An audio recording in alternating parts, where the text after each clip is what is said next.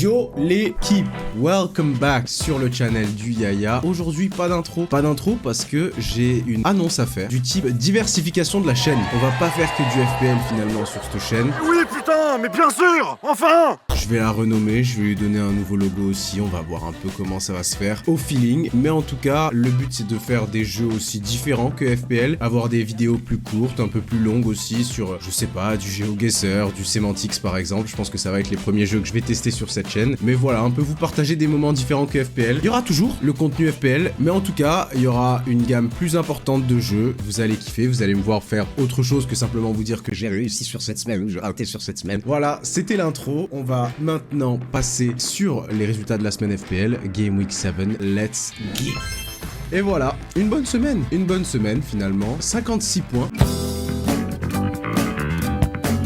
Vous le voyez en bas à droite ou à gauche. J'ai vu que ça switchait maintenant sur YouTube. Je sais plus si c'est à droite ou à gauche. Mais vous le voyez sur le bandeau latéral. Voilà.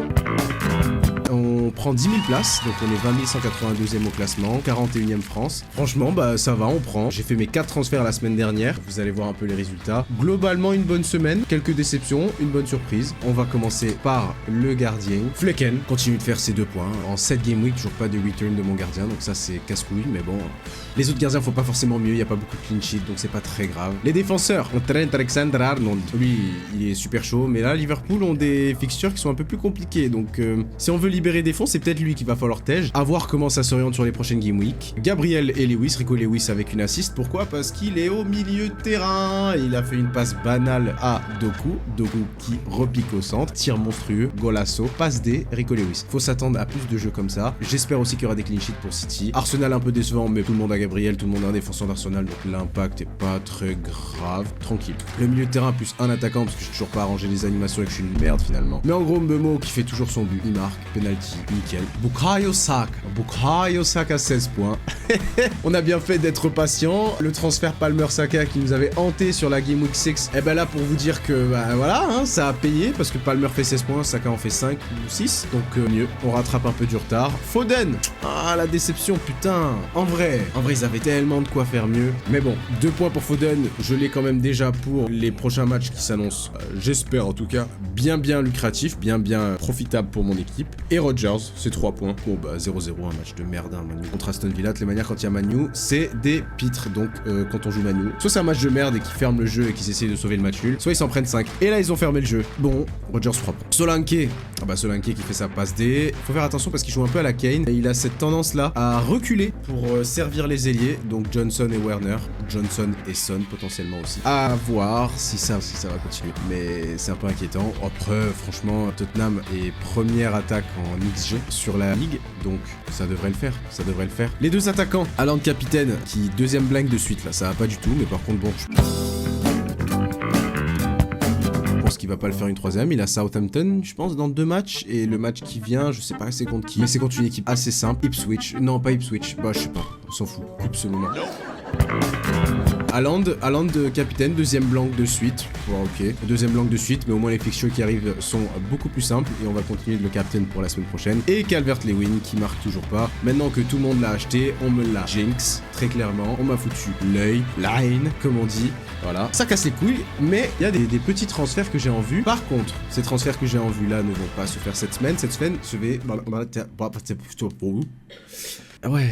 Vous, ça va, passez un bon moment. Moi, je suis fatigué, j'ai des allergies, j'ai les yeux qui pèquent, j'ai des cernes, on dirait les cernes et vont relier la France à le Canada. Je comprends pas. Je suis malade, je suis pas bien. La vie de ma mère. Bref, on cantelle. Oui, Haaland, tranquille, Calvert-Lewin, Jinx. Je fais pas de transfert cette semaine, on va roll. J'avais peur que Saka, donc on va voir là, juste là, vous le voyez sur Twitter, que bah, le sélectionneur anglais a dit que Saka allait assez bien, qu'il pouvait même jouer le match contre la Finlande, mais par mesure de précaution, il est rentré à Arsenal, donc... Normalement, pour le match contre je sais pas qui, son prochain match, il devrait jouer. Le bug est tellement pas impliqué. Mais c'est un international break. Donc tout le monde, hop, prend un petit pas de recul. Tout le monde chill un peu par rapport au jeu. C'est pour ça qu'il y a moins d'informations, qu'on est moins précis dans ce qu'on donne comme info. C'est pas grave.